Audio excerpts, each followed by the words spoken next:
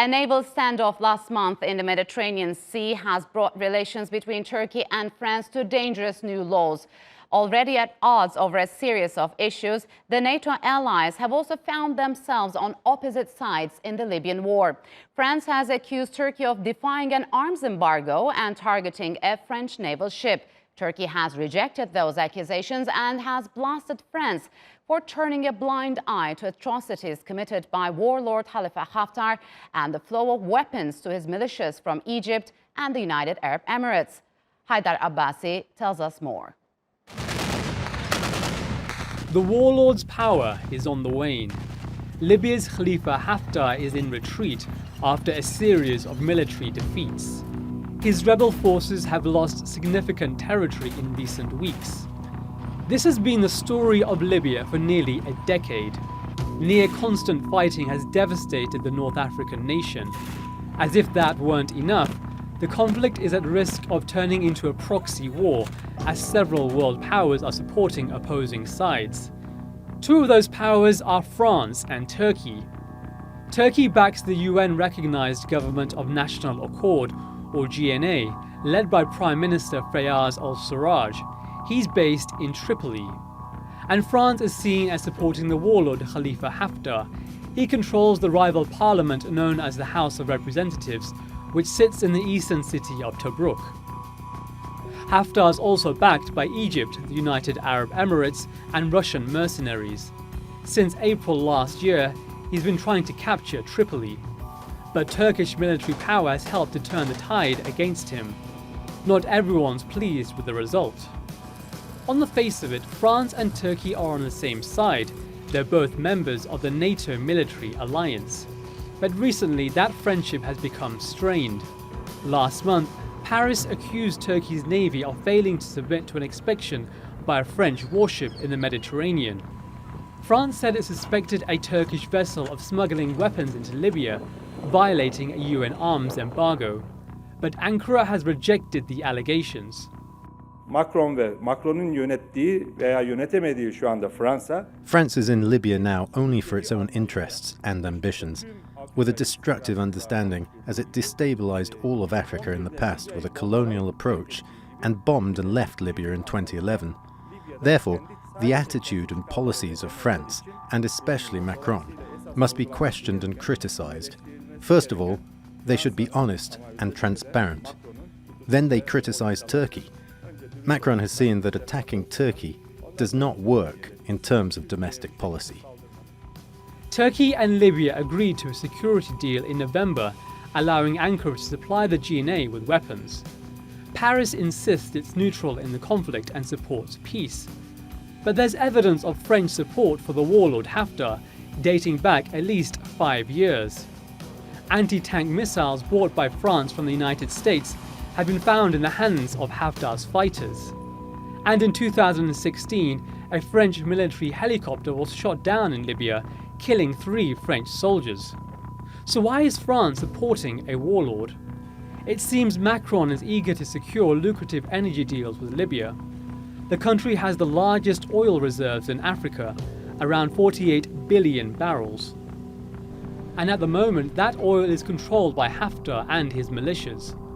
So how far is Macron willing to go to get that oil? And is he willing to jeopardize relations with a NATO ally? Haidar Abbasi, Straight Talk. And joining me now from Ankara is Bilgehan Ozturk, who is a researcher at the SETA Research Center. And from Aix-en-Provence, I have Francois Burgat, who is the member of the European Council on Foreign Relations. So, gentlemen, welcome to Straight Talk. It's good to have you here. So, Francois, walk us through the current lows in relations between Turkey and France. We know that France pulled out of a NATO mission, and back and forth rhetoric on Libya is heating up. So how bad could things get between Turkey and France? Well, allow me first to go back to what I consider are the roots, the guiding lines, the profound motivation of France in Libya. There are 2 of them. One is well known, the other one is less well known. The first one is a commercial profitable relation between France and the Emirates, Saudi Arabia, and Egypt. France sells military equipment, those famous Rafale, for instance, to Egypt. So this is a comfortable commercial relation. This is well known. The other side is not so well known. The other side of this alliance, almost blind alliance of France with the strategy of the Emirates, and this brings us, this of course will bring us in Libya, is the fact that France sells equipment to the Emirates, but France buys their narrative on the political dynamics, both domestic and regional. And the Emirate, Egyptian, Saudi narrative when it comes to domestic and regional political development is this kind of obsessional blaming of what they label political Islam. So when France supports the Emirates, supports Haftar, supports Egypt in Libya, basically they go along this very fruitful commercial relation, but they also instrumentalize this discourse of demonizing whatever you put under the label of political Islam, and it's a very wide angle in France. Macron has been blaming on behalf of Turkey what he has been exactly the same kind of interferences, foreign interferences that he has been fully, blindly supported on the side of the Emirates, of Egypt, and in Russia. This is the situation. Okay, so we know that relations between Turkey and France haven't been good for years. I just want to go through some of the most public disputes the two country leaders or officials have had. So relations started to worsen after the failed July 15th coup in 2016. Just a few days after, President Recep Tayyip Erdogan hits back at France's foreign minister, who criticized Turkey's post-coup arrests. When it came to Turkey's EU accession on January the 5th, 2018, French President Macron tells President Erdogan that there is no chance Turkey is joining the European Union. Tensions also flared over Syria on January the 31st of last year. Turkey's foreign ministry rejects resolutions by the French Senate and National Assembly over its Operation Peace Spring to root out terrorists in northern Syria. And then, just a week after, Turkish presidential spokesperson Ibrahim Kalin condemns Macron for using the Armenian issue to deflect from his own domestic problems and to politicize history. And to start of this year, on January the 29th, France sends warships to eastern Mediterranean to support Greece in its standoff with Turkey over regional energy reserves. So, Bilgehan, it's been a few rocky years. What's next for these two NATO allies? Well, based on the past experience, as you summed very well, the series of events and the spat between the two countries, it feels like it's going to worse from this point, because no convergence, especially in Libya and especially in Eastern Mediterranean, which are the most crucial issues between the two countries at the moment, seem to be promising in the way of convergence. So Macron is quite escalatory in his discourse towards Turkey.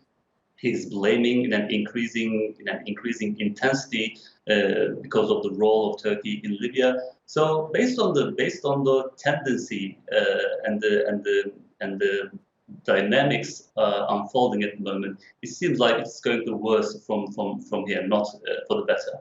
So how conflicting it is for France to side with Haftar, Francois, who is strongly backed by Russia, a NATO adversary, and the UAE, as well as Saudi Kingdom and Egypt, whose leaders are quite controversial. How does it fit in France's alliances, memberships with the international organizations? Yeah, you mentioned Russia, and this is the, if not dark, the obscure area of this connection of France with this wide range of allies in the region, because basically Haftar was supported by the US for many reasons, because the US support Mohammed bin Salman and the Mohammed bin Ziyad, the Emirate and the Saudi leadership. They support Sisi. And Haftar is a good old friend of CIA until since 1987, when he has been their ally in struggling against Gaddafi. But the fact that the Russians have moved in has made the US change their mind. They are not ready to accept the idea that they should be completely expelled of a diplomatic solution in this part of the world. So I would say the most difficult now side of this broad French alliance is the fact that Wagner, let's say Putin, has moved in, yes, which makes things a little more complicated. So, Bilgehan, there seems to be a personal animosity between President Erdogan and President Macron. Why Macron is so adamant in confronting Turkey, just because it doesn't have a clear strategy on Libya lately? It has a quite personal dimension, as you mentioned, because when I compare Macron's stance towards Libya, I see a serious difference between Macron's attitude and his predecessor, Francois Hollande. During the Francois Hollande presidency, the French foreign policy towards Libya was not adamantly pro-Haftar. But Macron is much more outspoken when it comes to supporting Haftar and also criticizing Turkey. It is because of Macron's personal leanings, and also because of the choice of Macron simply following the footsteps of United Arab Emirates when it comes to the Middle East and especially in Libya. When we look at the policies of these countries, basically there's a convergence between United Arab Emirates and France, but this is a very obsessive and ideological policy rather than a rational one. Since Macron is also adopting this ideological and obsessive stance towards Libya and Turkey, that is a source of friction between Turkey and the Macron. Yeah. So mass graves were discovered in a territory liberated from Haftar's militias, and Javelin anti-tank missiles sold to France turned up at Haftar's militias. Francois, what do you make of it? Is Macron trying to distract attention from a possible French culpability, or is he trying to deflect from his domestic policy problems? What's your take on that? Well, I would most probably come back to my first response. Macron is using the anti-Erdogan public opinion attitude due to the fact that Erdogan is considered more or less as someone who's been created by the rise of political Islam in the area. The main source of electoral resources in France, as I said, is blaming the green as the color of Islam. So this is part of the landscape. I'm deeply convinced that the national French anthem no longer goes by the words of the Marseillaise, it goes by demonizing the separatists, and more or less Turkey's regime is considered as being part of the alliance of the resources of political Islam. I would put it this way. All right, gentlemen, unfortunately, we're out of time. We have to leave it here. Thank you very much for joining us on Straight Talk.